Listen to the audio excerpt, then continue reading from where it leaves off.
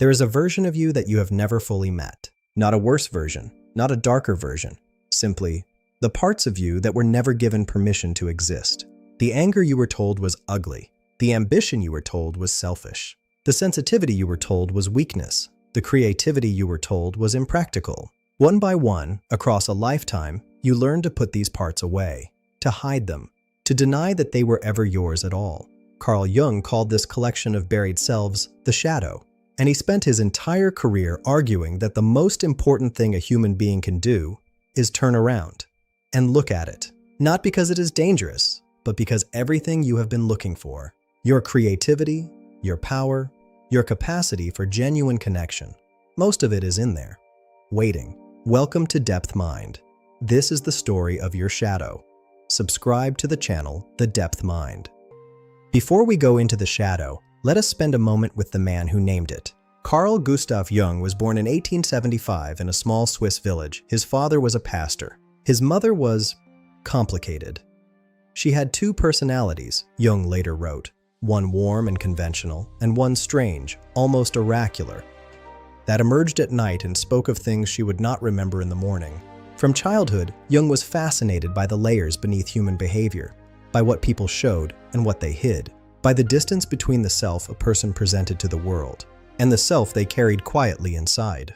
He trained under Sigmund Freud, who became a kind of father figure to him. For years they worked together, developing the science of psychoanalysis. But eventually, they had a profound break, intellectual, personal, painful. Freud believed that what we repress is primarily sexual in nature. Jung believed it was something far larger, that what we push away includes not just our desires, but our unlived lives. Our discarded possibilities, the selves we chose not to become. After the break with Freud, Jung entered one of the most difficult periods of his life. He had visions, he heard voices. He descended, deliberately, methodically, into his own unconscious mind. What he found there became the foundation of what he called analytical psychology. The shadow was one of the first things he encountered. Most people misunderstand the shadow. They hear the word and think, darkness, evil, the worst parts of ourselves, the things we are ashamed of. This is only partially true, and the partial truth is the less interesting part. Jung defined the shadow as everything about yourself that you are not conscious of, everything that does not fit the image you have built of who you are. Everything you have decided, or been told, is not you. Some of that is genuinely difficult, our capacity for cruelty, our envy, our petty resentments. These live in the shadow too. But so does something else entirely. Your shadow also contains what Jung called the golden shadow, the positive qualities you have rejected because they felt too large, too frightening, too presumptuous to claim. Your anger, which is also your ability to protect what you love. Your desire for recognition, which is also your unlived ambition. Your sensitivity, which is also your deepest capacity for empathy. Your unconventional thinking, which is also your most original creative potential. The shadow is not only your wound, it is also your gift. The problem is that most of us spend our lives not knowing the difference, because we never look. The shadow does not appear fully formed. It is assembled slowly over years.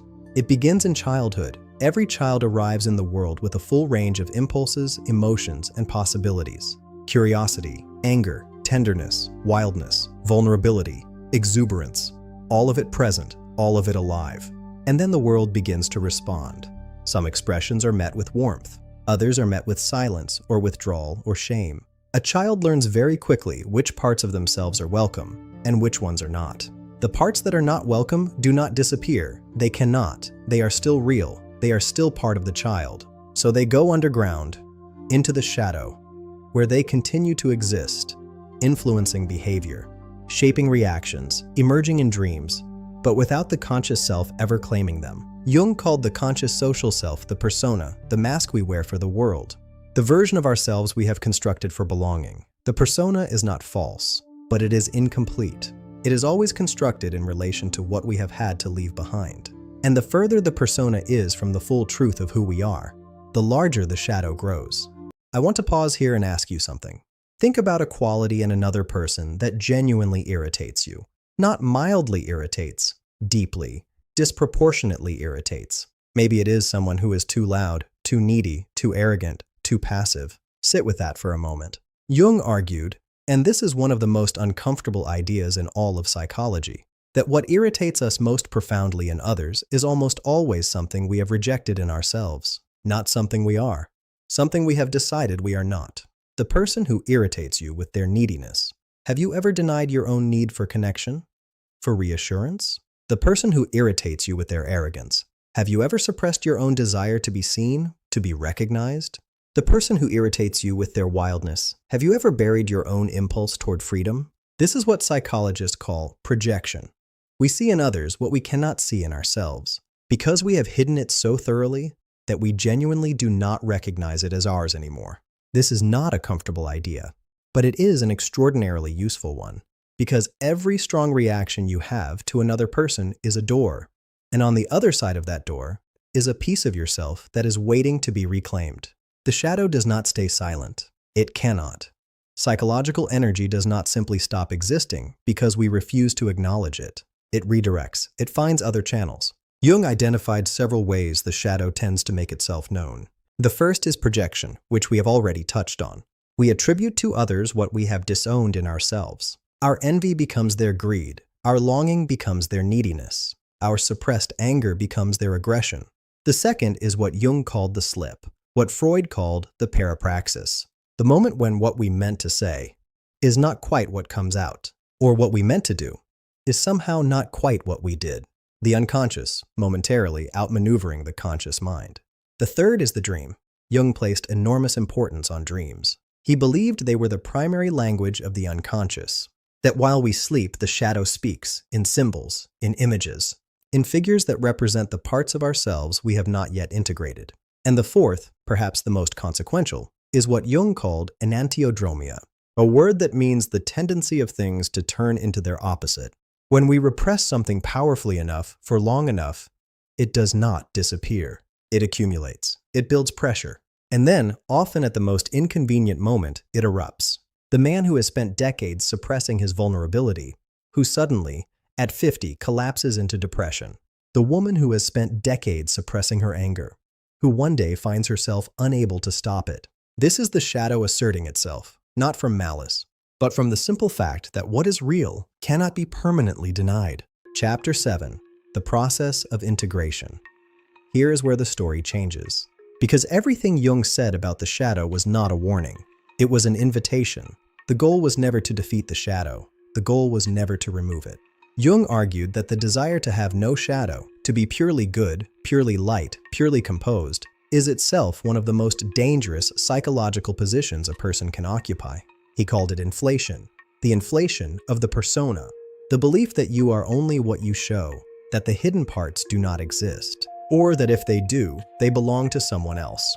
The people who have caused the most harm in history, Jung observed, are often those who were completely convinced of their own virtue, who had projected their shadow so thoroughly onto others that they could commit cruelty without ever recognizing it as cruelty.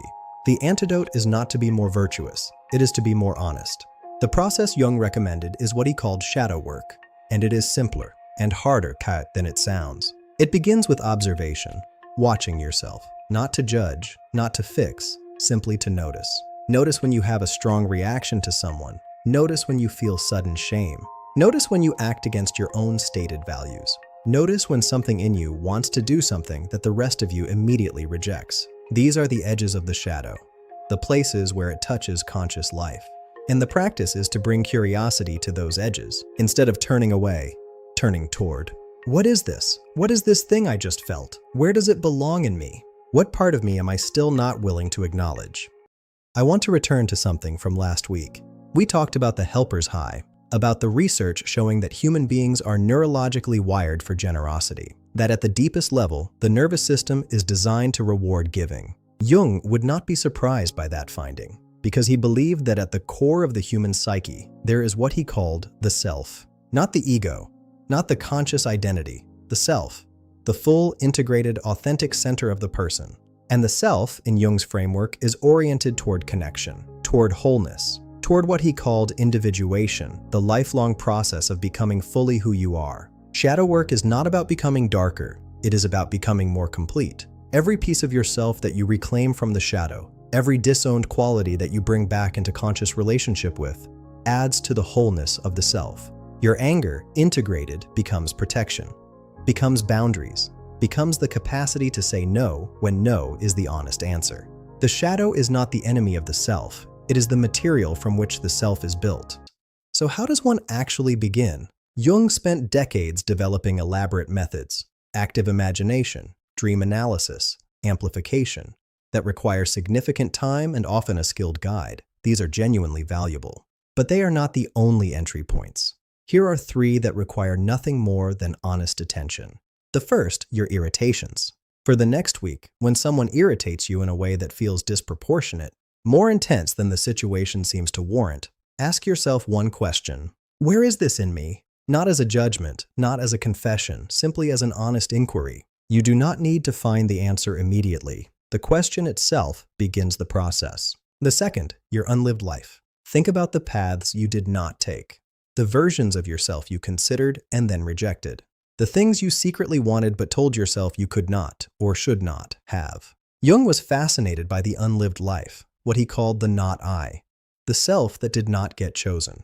These unchosen selves do not go away, they become part of the shadow. And reconnecting with them, not necessarily by living them out, but simply by acknowledging them, returns something vital to the wholeness of the person you are now. The third, your creativity. Jung noticed that creative expression is one of the most natural channels for shadow integration. That when people paint, write, make music, or build things with their hands, when they allow something to emerge without censoring it first, the shadow speaks in ways that feel less threatening than direct confrontation. If you have felt disconnected from any creative impulse, if there is something you once made or imagined that you have set aside, that disconnection may be worth examining. Because what the creative impulse was reaching toward may be exactly what the shadow is holding. Carl Jung wrote in his memoir, "One does not become enlightened by imagining figures of light, but by making the darkness conscious." The peace we are looking for is not the absence of the difficult parts of ourselves, it is the integration of them. Your shadow is not your enemy. It is the part of you that has been waiting the longest. The work of shadow integration is quiet and incremental. It happens in moments of honest attention rather than grand revelations. Over time, you find you react and project less, gaining energy for the life you are actually living. The qualities you tried to eliminate were never problems to be solved. They were gifts waiting to be understood. Next week, we explore flow and what it means to be at your best. I will see you there. Subscribe to the channel, The Depth Mind.